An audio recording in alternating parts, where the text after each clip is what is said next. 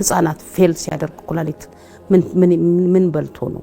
ስለዚህ የሚጠጡ ወተት የሚበሉት ሴሪላክ ኤክስፓየርድ ያደረገ ነው። ሁሉ ሰው ፌል አድርጓል ኩላሊቱ። በጣም አስደንጋጭ ነው። የሚጠጡት ውሃ፣ ሰላጣው፣ አትክልቱ ምክንያቱም የቆዳ መርዝ ከላይ ጀምረ እዚህ አሁን በተለይ አዲስ አበባዎቹ ቆንጆ ቆስጣ ነው የሚበሉት፣ ግን ውስጡ የተመረዘ ነው። እንግዲህ ምንድነው እሱ ይሄንን የሚያስተላልፈው? ከሚጠጣበት ብርጭቆ ጀምሮ ቫይረሱን ያስተላልፍበታል ማለት ነው። ቡና ጠጡም ያስተላልፋል፣ ሆቴሎቹ ያስተላልፋሉ፣ ስጋ ቤቱ ሄፓታይተስ ያስተላልፋል፣ እጁ ይቆረጣል፣ ደሙ እንትኑ ላይ በቃ እንደዚህ አድርጎ በምግብ ቤቶች ነው ህዝቡን ያበላሸው። እኔም ማቀው የባህል ሐኪም ልጅ ዶክተር ኩላሊቱ ፌል አድርጎ እንትን ማድረጊያ ሁሉ ዲያላሲስ አድርጎ አልቻለም፣ ሞተ። የሚወስዱት ድራግ፣ የሚወስዱት ምግብ አሁን ከኛ ጥናት የምናየው ሬሳ ሁሉ ከሆስፒታል የወጣውን እንመዘግባለን። እኛ በምን ሞተን ብለን እንጠይቃለንና ሄፓታይተስ በጣም በዝቷል። አሁን ኤችአይቪውን ይፈራል እንጂ ሰው ሄፓታይተስ ነው የፈጀው ብዙውን ህዝብ። ጎበታ እንግዲህ ምንድነው እሱ ይሄንን የሚያስተላልፈው? ከሚጠጣበት ብርጭቆ ጀምሮ ቫይረሱን ያስተላልፍበታል ማለት ነው። ቡና ጠጡም ያስተላልፋል፣ ሆቴሎቹ ያስተላልፋሉ፣ ስጋ ቤቱ ሄፓታይተስ ያስተላልፋል፣ እጁ ይቆረጣል፣ ደሙ እንትኑ ላይ በቃ እንደዚህ አድርጎ በምግብ ቤቶች ነው ህዝቡን ያበላሸው። ስለዚህ ምግብ ቤቶቻቸውን ይቆጣጠር። ጤና ቢሮ ምን ይሰራል? እኔ አልበላም፣ ሄጄ ሳይበስልም መብላት ትክክል አይደለም። ብዙ ልናወራ እንችላለን። በዚህ በጤና ዙሪያኛ ያጠና ነው ብዙ ጥናት አለ። የኩላሊቱ ደግሞ የሚጠጡት ውሃ፣ ሰላጣው፣ አትክልቱ ምክንያቱም የቆዳ መርዝ ከላይ ጀምረ እዚህ አሁን በተለይ አዲስ አበባዎቹ ቆንጆ ቆስጣ ነው የሚበሉት፣ ግን ውስጡ የተመረዘ ነው። ያ ናይትሮጅኑ ከፍ ይላል በሰውነት ውስጥ። ስለዚህ አንጀቱን ያው ኩላሊቱን ዳሜጅ ያደርገዋል፣ ከአቅም በላይ ይሆንበታል። እንደዚህ ያደረጉ ከተመረዘ ምግብ ነው የኩላሊቱ ፌለሪቲ የሚታይ። ራሱ ዶክተሩም ኮበልቶ ኩላሊቱ ፌል ያደርጋል። እኔም ማቀው የባህል ሐኪም ልጅ ዶክተር ኩላሊቱ ፌል አድርጎ እንትን ማድረጊያ ሁሉ ዲያላሲስ አድርጎ አልቻለም፣ ሞተ። ምንም ከአቅማችን በላይ የሆነ የኩላሊት ፌለሪቲ ይታያል። በአመጋገብ ማዳበሪያው ተበላሽ ማበደው ኤክስፓየርድ ያደረገ ማዳበሪያ እንግዲህ እነዚህ ሁሉ ናቸው። አመጋገቡ ነው፣ ዘይቱ ነው። ህፃናት ፌል ሲያደርግ ኩላሊት ምን በልቶ ነው? ስለዚህ የሚጠጡት ሆቴል ወተት ነው ኤክስፓየርድ ያደረገ ነው። የሚበሉት ሴሪላክ ኤክስፓየርድ ያደረገ ነው። እና በቃ ተዘምቶብናል። ሳምንት የቀረው ኤክስፓየርድ ሊያደርግ ሳምንት የቀረው ምግብ ነው የሚገባው። እና መንግስት እንደ መንግስት ደረጃዎች መዳቢ ጥራት ቁጥጥሩን በጣም መከታተል አለበት። እና በጣም ያሳፍራል። እዚህ መድኃኒት ቁጥጥር ውስጥ የምናያቸው እኛን አያስደርሱንም። WHO እኮ እኛን ይፈልገናል። እንጠራለን እኮ ስብሰባ ስንጠራ ዶክተሮች ናቸው ቀድሞ የሚጠሩትና እኛ እንዳንናገር እንኳን ለብቻ ወይም እነሱ WHO ዶክተሮች የሚጠሩት ለአበል ነው። እኛ አበሉን አንፈልግም፣ ግን ምን ፈልገውን እንኳን የመናገር መብት የለንም። ስለዚህ መድኃኒት ቁጥጥር ላይ ነው ያለው ችግሩ። እዛ ነው ሌብነቱ ያለው፣ እዛ ነው ህዝብ የሚያልቀው። ዘይቱ የሚገባው ዘይት ራሱ አስደንጋጭ ነው። እዚህ አሰብ ጅቡቲ መንገድ ላይ ነው ይሄ የሚለጠፈው። እስከዛ ድረስ ሄደን አፋሮቹን ይዘን ተከታትለናልኛ። እና ዘይቱ መርዝ ነው የሚገባው። ይሄ መተላለፍ ያለበት ይመስለኛል። የኢትዮጵያ ህዝብ ከዘይት ጀምሮ ባክግራውንዳችን የዘይት ሀብታችንን ሁሉ አስጠፍተውናል። ድሮ የኑግ ዘይት መንደር ውስጥ ተጨምቆ ይሸጥ ነበር። ድሮ የሰሊጥ ዘይት ይሸጥ ነበር። ቅቤም በሰላም ከላሞች ነበር የምናገኘው። አሁን ነጋዴው ሀብት ለማግኘት ህዝቡን ፈጅቶታል። እና መድኃኒት ቁጥጥር፣ ጤና ጥበቃ ዘመናዊ ትጥቅ ታጥቆ ህዝቡን ፈጀው ብለን እንላለን እኛ በስብሰባችን ላይ ሁሉ ጊዜ። የታጠቀው ትጥቅ ዘመናዊ ነው፣ መንግስት ያምነዋል። ስር ድረስ ገብተን ነው የምንከታተላቸው። አጥፊዎች ናቸው። መፈጠር ያለባቸው ነገሮች አሉ። እንግዲህ አሁን በጣም የሚያስፈራ ነው የህዝቡ ስሜት። አግሬሲቭ መሆን አያስፈልግም። ረጋ ብሎ የተወሰኑ ሰዎች አስበውበት ጥሩ ደረጃ ማድረስ፣ ጠልሰሙንም እንደገና ወደ መጽሐፍ መቀየር ነው። አንዱን ሞክረናል። የውስጥ እግር በአይቲ ውስጥ አስገብተን ሞክረነው ፈራንና ፓተንት ሳይደረግ የአገር ሀብት ማውጣት እንደውም እኛም ማናቀውን እውቀት የሌለንን እንትኑ ኮምፒውተሩ በደንብ ያወራዋል። ስለዚህ አሁን ጠልሰሙንም ከሰጠን የበለጠ ምልክቶቹን ከሰጠን ጽፎ ስለሚያወጣው ካሁን አይቲው ያወጣዋል። ብዙ ስራ የለንም እኮኛ አንድ ነገር ሞክረን ደንግጠናልና እናደርጋ አልሰጠም እኔ እና ወሳኝ የሆኑ ሰዎች ስለዚህ እውቀት ሊያስቡ ይገባል። ካላስቡም ራሳቸውን ነው የሚጎዱት። እውቀቱ ይተላለፋል። አንድ ለአንድ እንኳን ቢሆን ይተላለፋል እና አትፍሩ። እግዚአብሔር አለ፣ ፈጣሪ አለ። እንደ ሀገር ግን ኖሌጃችንን እየከሰርን ነው። አላስተምርም ብንል ነበረ መጥፎ። እኔ ለራሴ በልቼ ማድረው አላጣሁም፣ ግን እኔ መንግስትን ለማኝም አይደለሁ፣ አለምነውም። ይቅርታ ይሄን ብታስተላልፈው ጥሩ። በፍጹም አለምን። ህዝብ የራሱን ውሳኔ ያደርጋል። መንግስት ማለት ህዝብ አይደል? እውቀት ያለውም በእውቀቱ፣ አቅም ያለው በአቅሙ ህዝቡን ለማዳን እውቀቱን ለማዳን ይጣራል። ከመንግስት በኩል ያለኝ ነገር አሟጥቻለሁ። በራስ ብንራሳቸው ይሻላል። ዘመናዊ በሆኑ ቁጥር በቃ የምታየው ነገር ለሀገሪቷ የማይጠቅም የሚያሳፍር ነገር ነው የምናየውና በተለይ በእጽዋት አካባቢ እኔ ብዙ እውቀት አለኝ፣ በቂ ነው የሚባል እውቀት አለኝ። ማያቸው ነገሮች ራስን ማታለል ራስን ማሞኘት ስለሆነ ከመንግስት በኩል ማንንም መንግስት አካል ነኝ የሚለው ማነጋገርም አልፈልግም። ከዚህ በኋላ እንደ ህዝብ ባለችኝ ሁለት ሰውም ቢሆን አግዛለሁ። በቃ ትንሽ ጊዜ እድሜያቸውን የሚያራዝምላቸውን ነገር አግዛለሁ። አሁን አድናለሁ አይደለም እኮ እንደዚህ ተረብሾ የመጣብኝን ሰው ሳላቀው 8 ዓመት ስዘጋ እዚህ ሰፈርተኞቼ ምን እንደምሰራ ምንም የለም። ይሄን ቦታ በ85 ዓመተ ምህረት ነው ያስኩት። ከዛን ጀምሮ የሚያቁኝ ሰዎች ከሰላምታ በስተቀር የለም።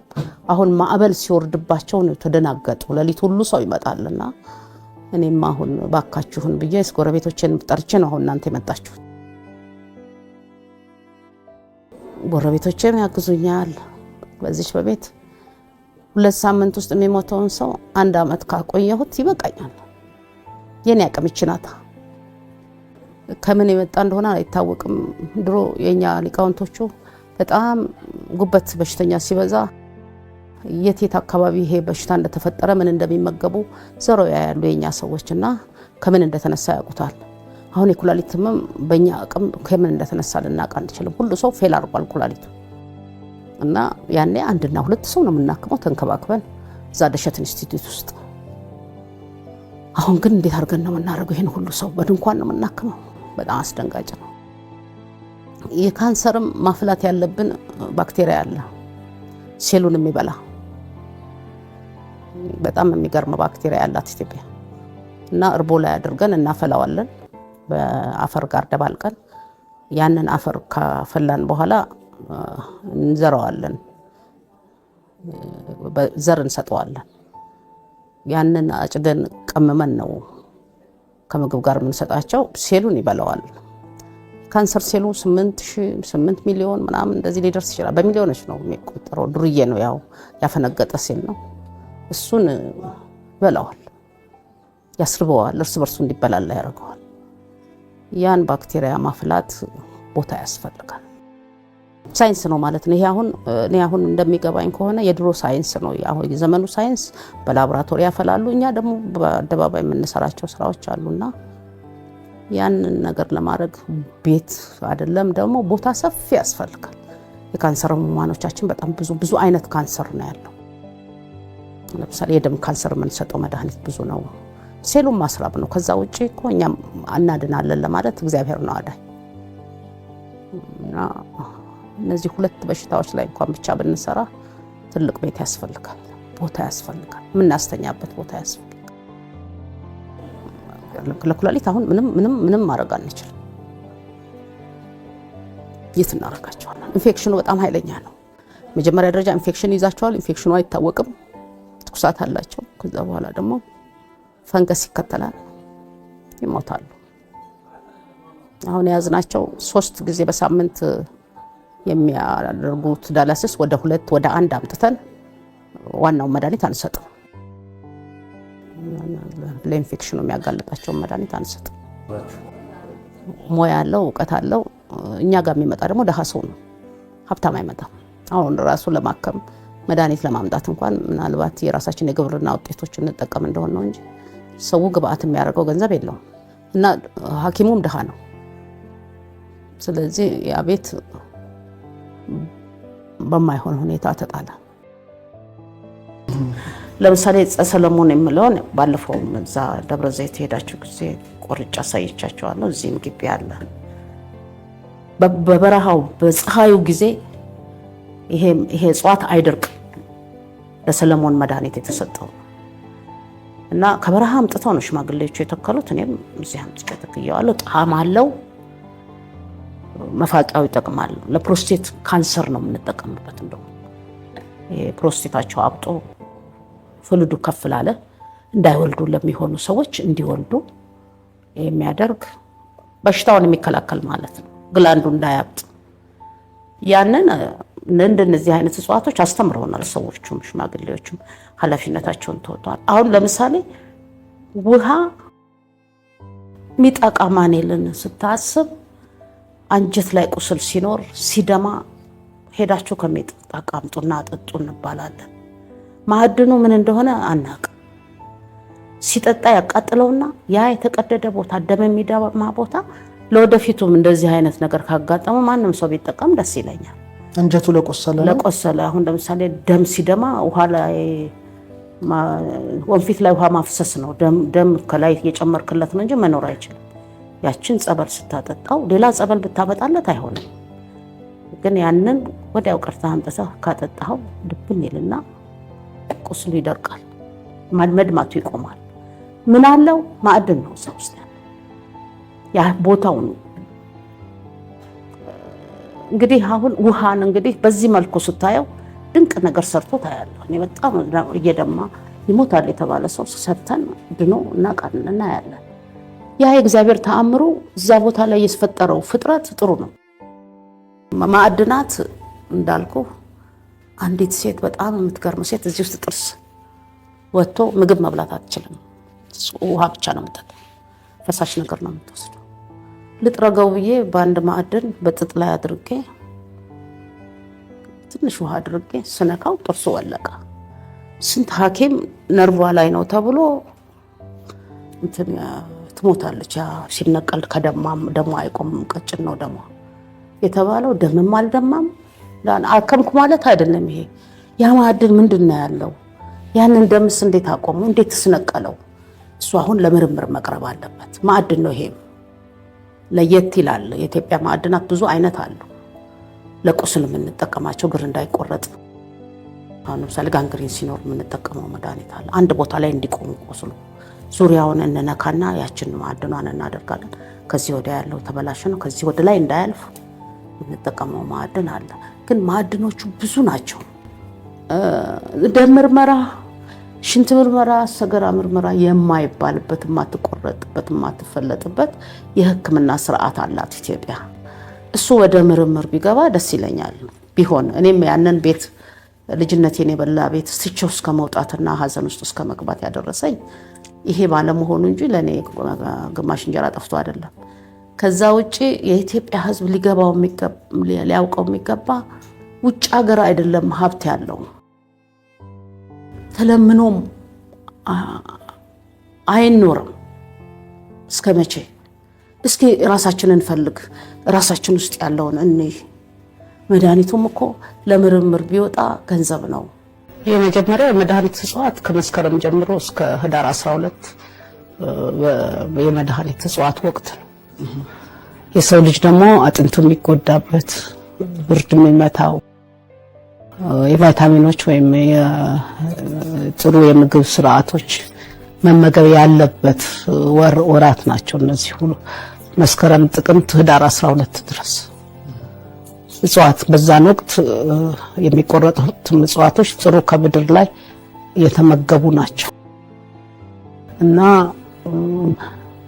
አመጋገብ በመስከረም፣ ጥቅምት፣ ህዳር 12 ድረስ የዓመቱን የጤና ክምችት ይይዛል የሰው ልጅ በእነዚህ በሁለት ወር ተኩል ውስጥ። ከመስከረም 1 ጀምሮ ቅንጬ በቅቤ ቅባት እህሎች፣ ወተት እነዚህ ይወሰዳሉ። ጥቅምት ላይ ደግሞ የስጋ ፍጆታውን ያከማቻል ከመስከረም 17 ጀምሮ። በዘመናዊ ስናየው እንግዲህ ክትፎ ሲበላ በጉራጌውም ሆነ በዚህ በኦሮሞ አካባቢ የቀይ ስጋ ክምችት የቫይታሚን ቢ12 ክምችቱን ያደራጃል በሰውነቱ። የቅባት ሰውነት ውስጥ ያለውን ቅባት ያደራጃል ከዚህ ከቅንጫ እና የመመገቢያና ያሉትን ነገሮች ማከማቻ ነው። ከዛ በኋላ ወደ አጨዳው፣ ወደ ግብርናው፣ ወደ መድኃኒት ነቀላው ይሄዳል። ከሐምሌ ጀምሮ የአመጋገብ ስርዓቶች አሉ። ሐምሌ እንደ ድንች ሙቀት ይሰጣል። ጎመን፣ ገብስ ይመገባል እስከ ነሐሴ ድረስ። መስከረም 1 ጀምሮ እስከ መስቀል ድረስ የቅንጬ ዘሮችን ይመገባል። ቅንጬ ለጤንነት ጥሩ ነው ማለት ነው። በጣም ቅባት ይይዛል፣ ለሰውነት ይጠቅማል፣ ብርድ አይመታው። ከዛ ጥቅምት ሲደርስ ደግሞ መስቀል ያው የክትፎ ወቅት ነው። ቫይታሚን ቢ12 ያዳብራል። ጥቅምት ስጋ ይበላል፣ ሙቀት ይጨምራል እና ሰፋ ተያይዞ ማለት ነው። ሰፋ ያለ በስነ ምህዳር ከምድር ወገብ በታች ያሉ ሰዎች ይህን መመገብ አለባቸው። ከሰሃራ በታች እኛንም ጨምሮ ማለት ነው። እኛንን በቃ እስከታች እስከ ግብጽ ድረስ ይሄንን ነው ምግባቸው። ከቅባት ጋር የተያያዘ ነው እስከ ህዳር 12። ከዛ በኋላ ቅባት ይቀራል። ወደ አጨዳው፣ ወደ መድኃኒት አዋቂም ወደ መድኃኒት ስብሳቦ ይሄዳል። ገበሬውም ወደ አጨዳውና ወደ ውቂያው ይሄዳል። እስከ መጋቢት ድረስ የስራ ወቅት። አንዳንድ ጊዜ የኔ የምንለው ነገር እንደሌለን ማወቅ አለብን። ነባር ሰዎች ያስተላለፉት ስለሆነ ወራቶችን ቆጥረን ሽታ አለው መድኃኒት ለመልቀም የመድኃኒቱ የራሱ ጠረን አለው። በዛን ወቅት ነው ምንቀጥፋቸው። ያ ሽታ ካልመጣ አንቀጥፋቸውም። ስላየናቸው ምንቀጥፋቸው መርዝም ሊሆኑ ይችላል። ያቺ ሽታ ቀን ካለፈች በዛ ሰዓት ካልተቆረጠ አደገኛም ሊሆን ይችላል እና እጽዋቶቻችን ሀብታችን ናቸው። ነባር እውቀት ደግሞ የሀገር ሀብት ነው።